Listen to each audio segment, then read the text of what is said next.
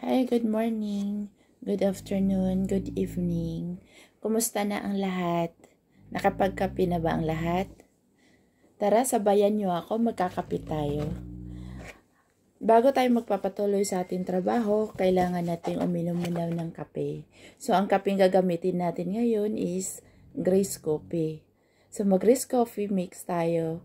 Ito yung piling-piling, 15 herbals na pinagsama-sama na ginagawang coffee powder. So, healthy coffee tayo. So, tara, buksan na natin. Maganda po kasi ang Grace Coffee dahil hindi po siya nagpapabawas ng timbang at hindi rin siya nagdadagdag ng timbang. So, ibig sabihin noon, minimintin lang niya yung timbang na mayroon ka ngayon. So, since na working at home tayo, wala tayong pasok sa trabaho, hawak natin ang oras natin. So, soon to be, mas maganda kung may financial freedoms ka na, hawak mo pa ang oras mo. So, diba? Sulit na sulit. So, bago natin maabot ang financial freedom, ang gagawin muna natin, time freedom. So, time freedom kasi naka-vacation tayo ngayon, working at home tayo ngayon. So, ibig sabihin nito, sarili nating negosyo ang inaatupag natin. So, kahit sa bahay, pwede natin gawin, kahit sa office, or kahit sa pasyalan man, pwede pa rin tayong kumita kasi ang office natin nasa ating cellphone lang. Ang negosyo natin, hawak natin, sa cellphone lang siya ginagawa. Yun pala, ang negosyo nga pala natin is dropshipping business. So, unlimited customer tayo kasi online lang natin ito ginagawa. Kahit saang bansa man, pwede nating i-deliver ang ating mga products. So, sa ngayon, Grace Coffee muna ang ihahain ko sa inyo. So, tara, sabayan nyo ko. Magkakape muna tayo. Break time muna tayo. Even for 30 minutes muna. Pahinga lang. So, ito po yung sachet ng Grace Coffee. So, kitang-kita po, 15 in 1. So, ang gagawin lang natin ito, bubuksan lang natin. Ito po ang ating kape. So, binubuksan na po natin. Ang gagawin lang po natin kay Grace. Ang bango ni Grace, oh. Sobrang bango ni Grace. Parang nagyayaya na magkakape na tayo.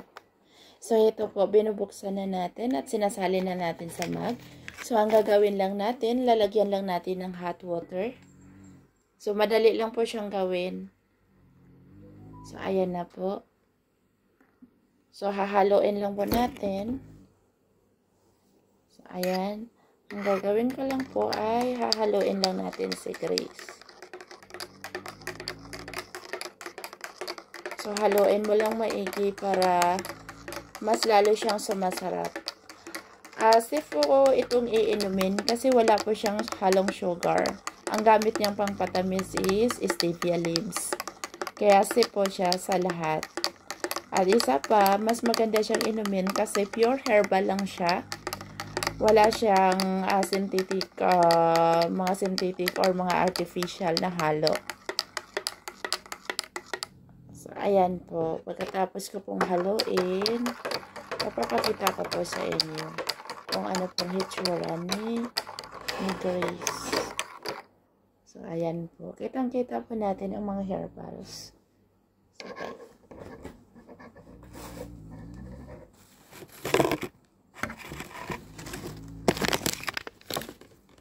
So, super bango po ni Grace Coffee. So, ganyan po yung hitsura ni Grace kapag tapos mo na siyang titimplahin.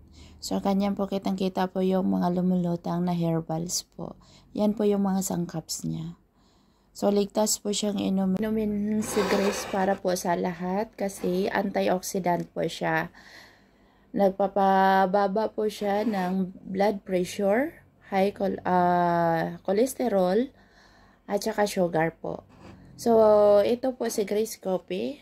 Sobrang bango po niya habang nagkakape po tayo. So, ito po. Try nyo po. Mas maganda po siyang inumin kasi mas marami kang makukuhang benefits para sa katawan mo kaysa po normal na kape. Sige po, good luck po sa atin lahat. Kape-kape po muna tayo.